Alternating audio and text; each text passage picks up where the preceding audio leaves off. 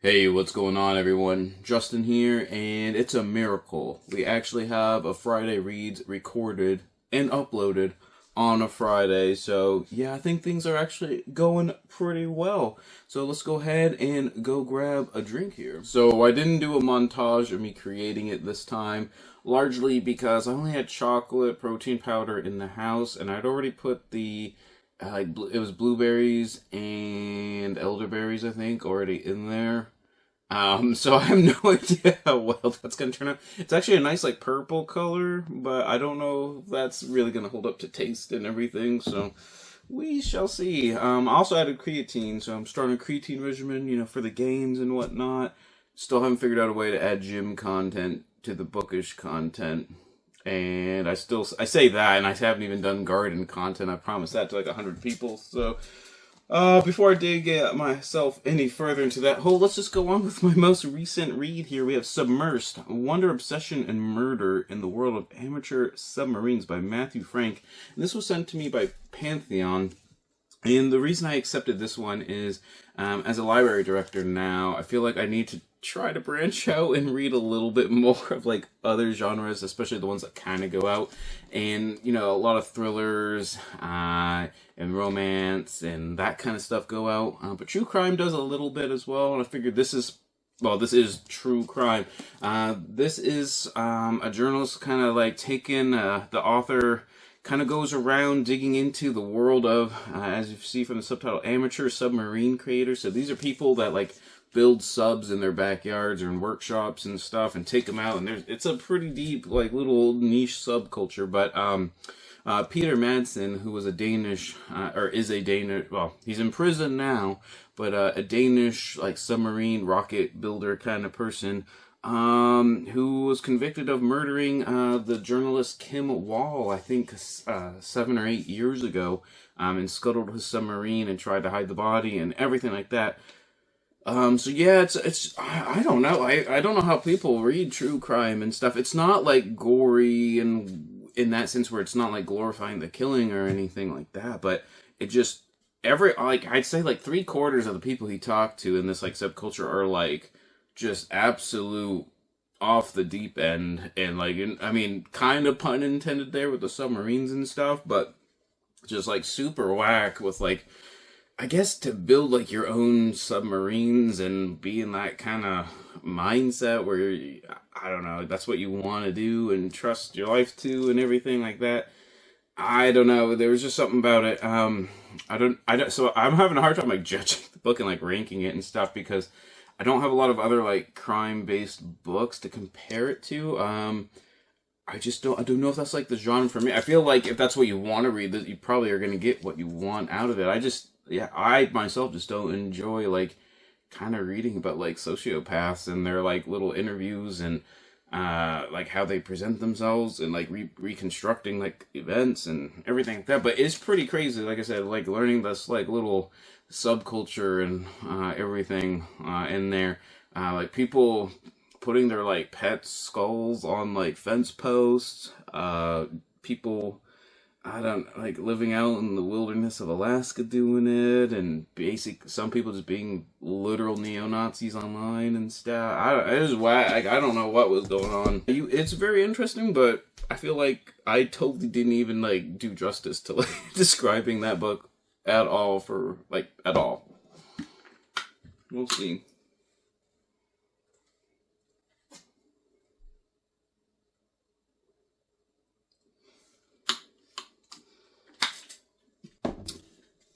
Alright, so let's go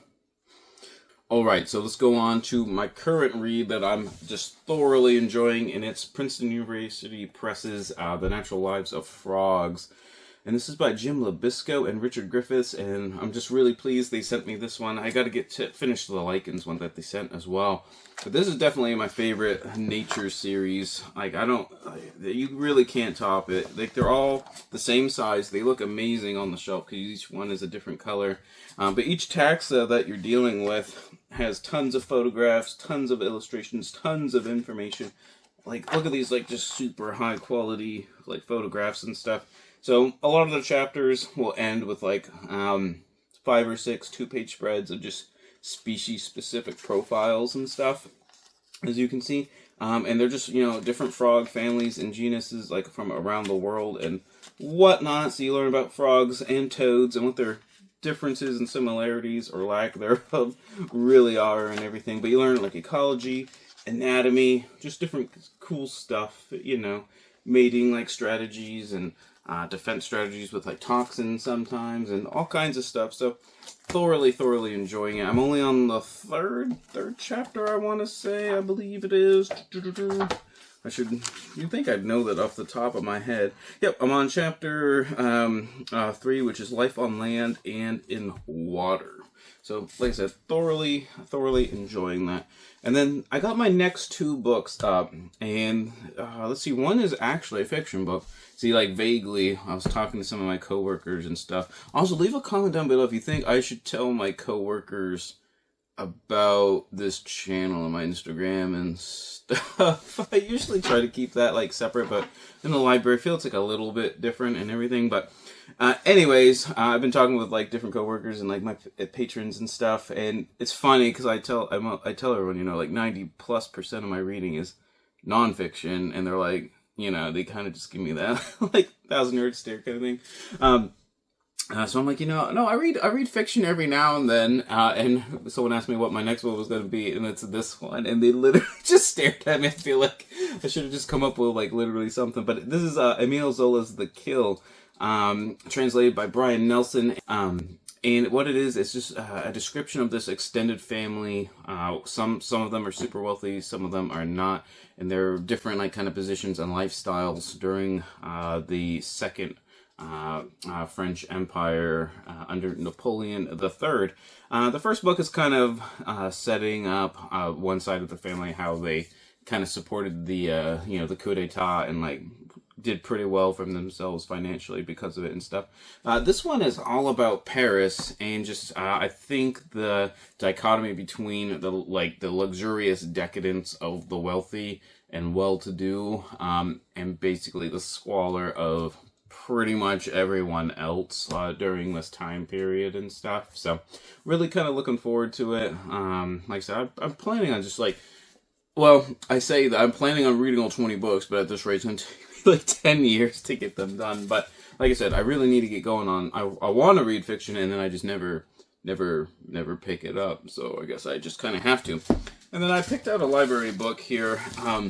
One that I found I think is going to be a hidden gem for me. And it's Doppelganger, A Trip into the Mirror World by Naomi Klein. So Naomi Klein is, like, a pretty well-known climate activist, philosopher, I guess, ambassador, I don't know how, it's kind of a weird, kind of like research institute leader kind of person. There's probably a better description of that kind of position. But this book came out a couple years ago, and I vaguely had heard of it, and then just, like, kind of forgot about it until I saw it.